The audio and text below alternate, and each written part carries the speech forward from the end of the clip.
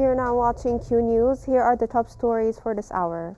Hamas has asserted that exchanging detainees is the only way to ensure the safe return of Israeli detainees, warning that military action or further conflict would only result in more casualties among the detainees. Hamas emphasized their respectful handling of the body transfer, in contrast to Israel's disregard for the detainees' lives.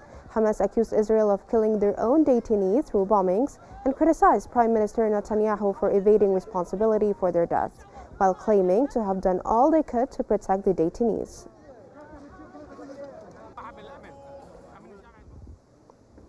Al Qahira news correspondent in the Egyptian side of Rafah has reported that the first batch of mobile homes had crossed into the Karm Abu Salim border crossings today in preparation for entering the Gaza Strip. That comes as a bulldozer and 15 mobile homes divided across 5 trucks will be entering Gaza today. Additionally, the 17th batch of patients and the injured from Gaza crossed into Rafah for treatment in Egyptian hospitals.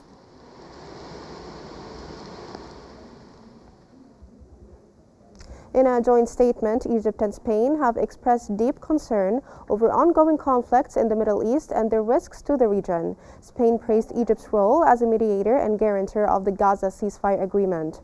Both countries stressed the need for a permanent ceasefire to facilitate the broad distribution of humanitarian aid and the release of detainees. They reaffirmed their commitment to supporting Palestinian services, ensuring security, and rejecting any attempts to displace Palestinians from their land.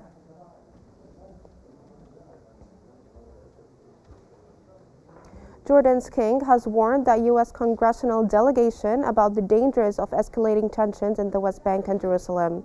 He stressed the need for increased international efforts to achieve a just and comprehensive peace based on a two-state solution.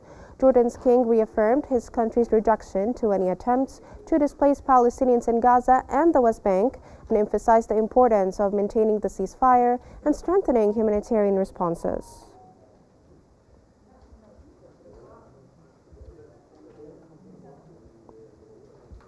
Palestinian Prime Minister Mohammed Mustafa has emphasized that ending the Israeli occupation and establishing a Palestinian state based on a two-state solution is the only path to resolving the conflict and achieving peace.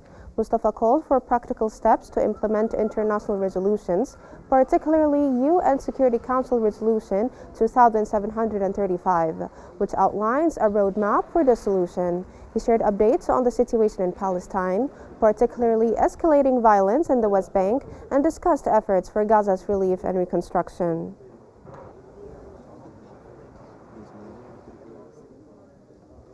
For the 31st consecutive day, Israeli occupation forces have continued their aggression on the city of Jenin and its camp, resulting in the killing of 26 Palestinians, dozens of injuries, and the displacement of thousands of civilians amidst widespread destruction, including the demolition and burning of homes.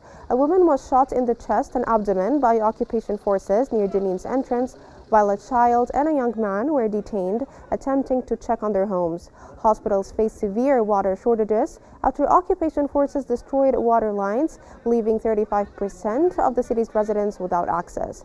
Additionally, over 120 houses in Jenin camp have been completely demolished.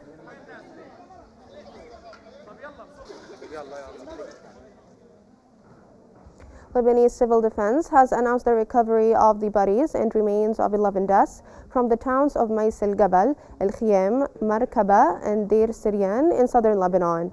In a statement, the Civil Defense confirmed that search operations are ongoing in coordination with the Lebanese army. The remains were transferred to hospitals for medical and legal examinations, including DNA testing to identify the deaths. The Civil Defense pledged to continue its humanitarian efforts despite field challenges.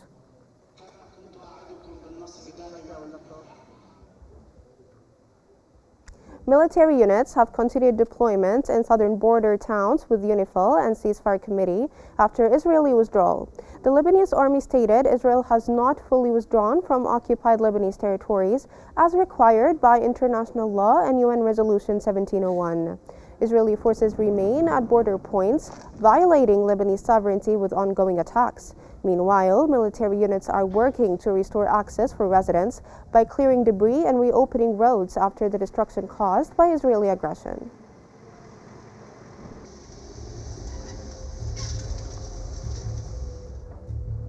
This concludes our top stories for this hour. Thanks for watching and stay tuned for more updates on Q News.